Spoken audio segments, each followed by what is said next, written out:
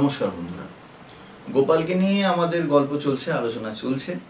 তো আপনারা জানেনই যে ব্রজবাসী সবাই বলেছে যে গোপালের নামকরণ করো, 1 বছর বয়স হয়ে গেছে, নামকরণ যেহেতু করা হয়নি সেই কারণে এত রাক্ষসের উপদ্রব। তো মায়েরও সেটা মনে হয়েছে স্বাভাবিক, মায়ের তো অবশ্যই তার প্রতি টান সব থেকে বেশি।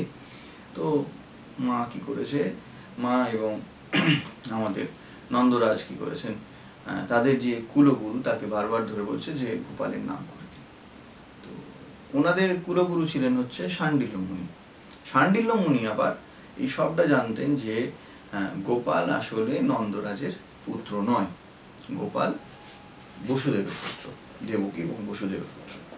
তো অনেকবার টালবাহানা করেছে, লাস্টে খুব জোর করার পর তখন উনি বলেছেন আমি এরপরে যেদিন আসবো সেদিন এসে ওদের 2 ভাইয়ের নামকরণ করে দেব।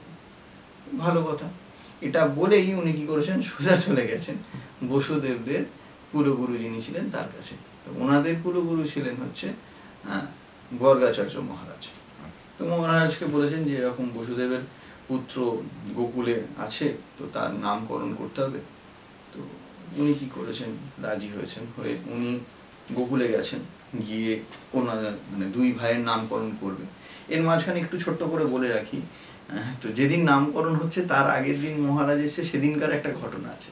তো সেই ঘটনার আলোচনা, সেই ঘটনাটা বলবো, ওটা আলাদা একটা গল্পে বলবো। তো গোয়ালে বসে 2 ভাইয়ের নাম হচ্ছে।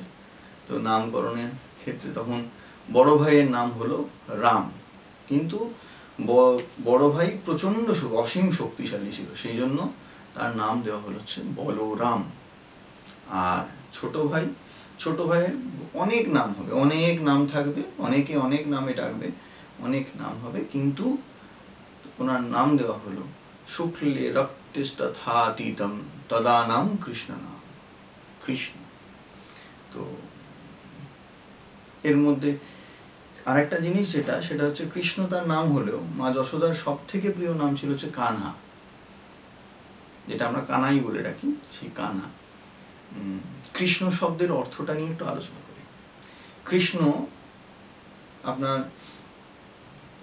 কৃষ্ণ কাকে বলে?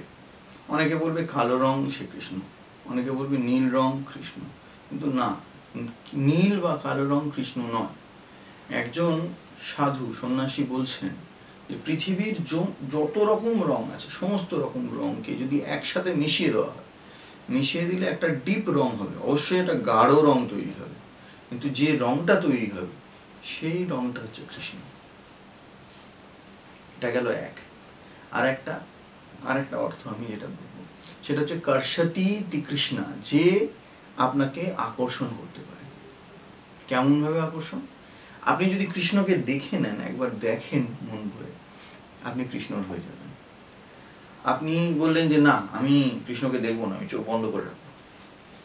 আপনাকে কানে কেউ এমন কিছু শোনালো যেটা শুনে আপনি কৃষ্ণর হয়ে যাবেন।